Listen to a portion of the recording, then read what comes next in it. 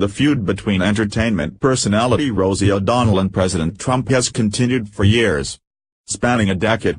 O'Donnell has even taken their feud too far by attacking the Trump children, specifically 10-year-old Barron Trump.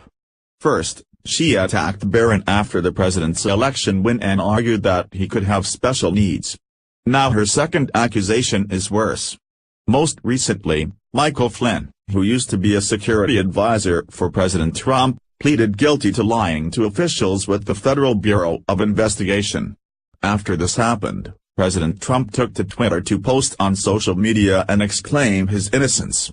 O'Donnell responded on social media by retweeting the president's tweet and writing "liar liar" on top of it and threatening that authorities are going to come after his family now, specifically his children.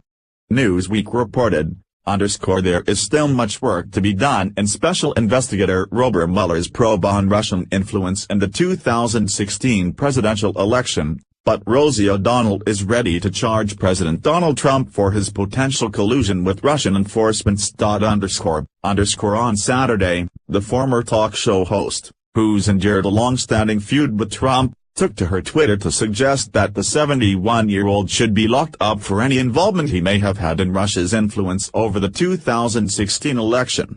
Using the hashtag #TraitorTrump, O'Donnell wrote, "Rest of your life in jail you sick MF," alongside a screenshot of Trump's Twitter, which had the words "straight you are done" scribbled over it. O'Donnell and Trump have been engaging in Twitter wars long before he came into office.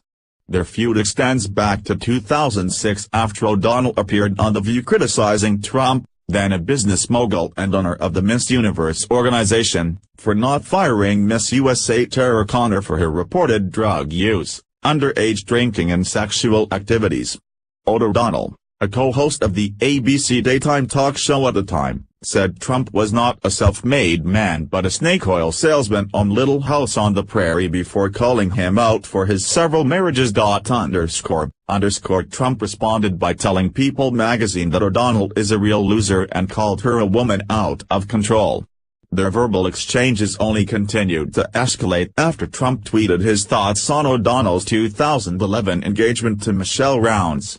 Not long after Trump took the White House, the duo sparred again on Twitter, this time regarding the firing of former FBI Director James Comey.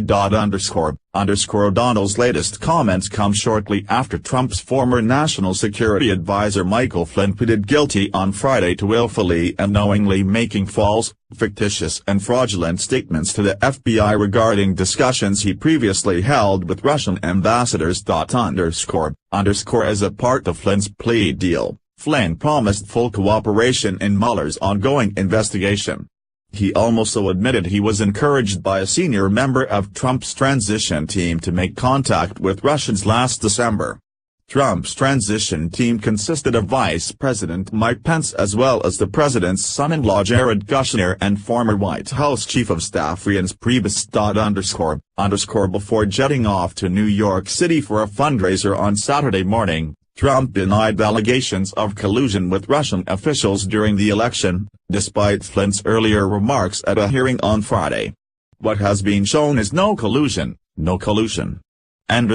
If O'Donnell wanted to squash her beef or continue it with the president, that is one thing.